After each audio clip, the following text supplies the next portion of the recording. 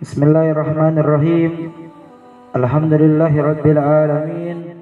Wassalatu wassalamu ala asyrafil anbiya'i wal mursalin sayyidina wa maulana Muhammadin wa ala alihi wa sahbihi ajma'in. Subhanaka la ilma lana illa ma 'allamtana innaka antal alimul hakim. Rabbi shrah li sadri wa yassir li amri wahlul 'uqdatam min lisani yafqahu qawli bijahin nabi wal ali wa sahbihi ajmain, amma ba'd.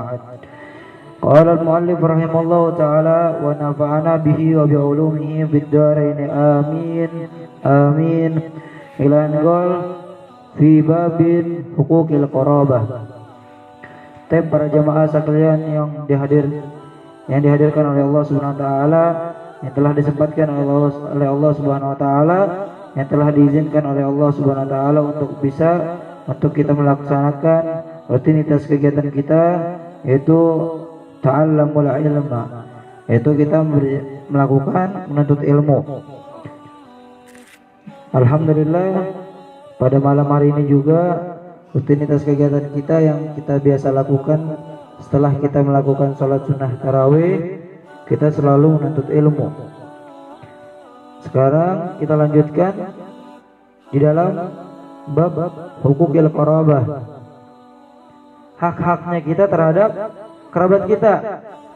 Di sini disebutkan di dalam kitab Taysirul Khalaq fi Ilmil Akhlaq bahwasanya kita itu diharuskan untuk menjaga, untuk memperhatikan hak-haknya kita sama kerabat kita sendiri.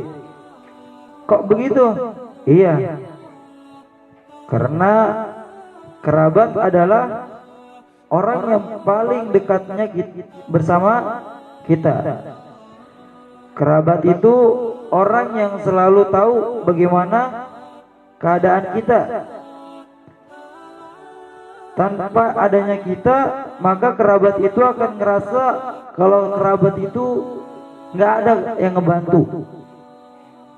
Kerabat itu ngerasa kalau nggak ada kita, dia akan ngerasa kesepian. Itu qarabah. Karena apa? Kok kita harus menjaga atau memperhatikan hak-haknya kita sama kerabat kita? Iya, karena itu sudah nas dalil daripada Allah Subhanahu wa taala menyuruh kita untuk apa? Untuk yang namanya menyambung tali silaturahim. Dan juga kita dilarang sama Allah Subhanahu wa taala untuk apa? Untuk yang namanya anqati'iha, untuk kita itu memutuskan tali silaturahmi sama kerabat kita sendiri. Kemarin kita sudah jelaskan para jemaah apa balasan bagi orang-orang yang memutuskan amal silaturahmi sama kerabat kita sendiri. Dikatakan dalam hadis Nabi Muhammad SAW, la yadkhulul jannata man qati'. Tidak akan orang tersebut masuk ke dalam surganya Allah orang yang memutus tali silaturahmi. Dikatakan di dalam hadis Nabi Muhammad SAW yang artinya siapa orang yang menyambung tali silaturahmi bersama kerabatnya, sama saja dia itu menyambung tali silaturahmi dengan Nabi Muhammad SAW. Dan kalau sudah dia menyambung tali silaturahmi sama Nabi Muhammad SAW, niscaya dia itu menyambung tali silaturahmi sama Allah Subhanahu wa taala. Dan siapa orang yang telah memutus tali silaturahmi sama kerabatnya, sama saja dia itu memutuskan tali silaturahmi denganku, kata Nabi Muhammad. Kalau udah orang itu memutuskan tali silaturahmi sama Nabi Muhammad, sama saja kita itu memutuskan tali silaturahmi sama Allah Subhanahu wa taala. Nauzubillah min dzalik. Jemaah, kita setiap hari interaksi sama Allah Subhanahu wa taala. Seperti apa tadi interaksi kita sama Allah?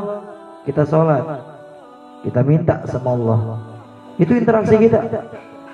Tapi percuma kalau kita berinteraksi sama Allah, kita minta sama Allah, kalau kita zalim sama kerabat kita sendiri, itu masih ada yang namanya hakul adami.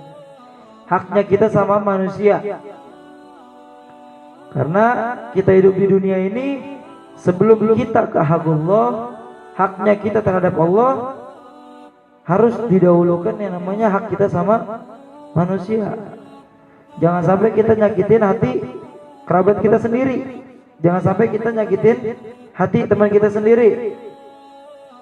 Karena apa? Di dalam hadis Nabi Muhammad SAW dikatakan, laisal wasil bil makafi, walakin al wasil alladhi idza qata'at rahimahu wa salaha. Bukan dinamakan orang yang silaturahmi itu orang yang sering nyapa, orang yang sering menjalin silaturahmi. Ente sering datang ke rumah teman ente. Bukan itu yang dikatakan silaturahmi, kata Nabi. Bukan hanya orang yang menyapa, bukan hanya orang yang sering berkunjung, bukan hanya orang yang sering berziarah.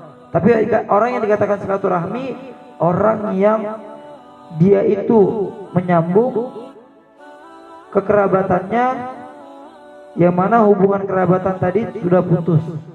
Tapi tatkala kita orang itu tetap walaupun sudah benci, dia itu nggak suka sama kita, tapi kita tetap nyapa dia, kita tetap yang namanya ingin menegurnya, itu yang dinamakan yang nama silaturahmi.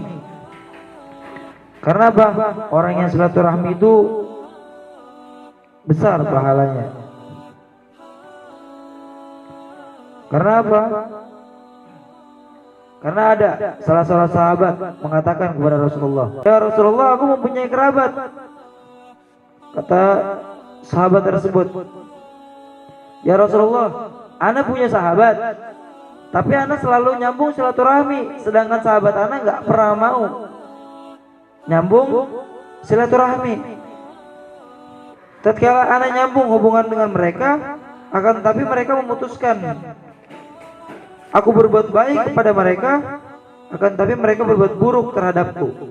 Kata sahabat, "Aku berlemah lembut kepada mereka, akan tetapi mereka kasar terhadapku."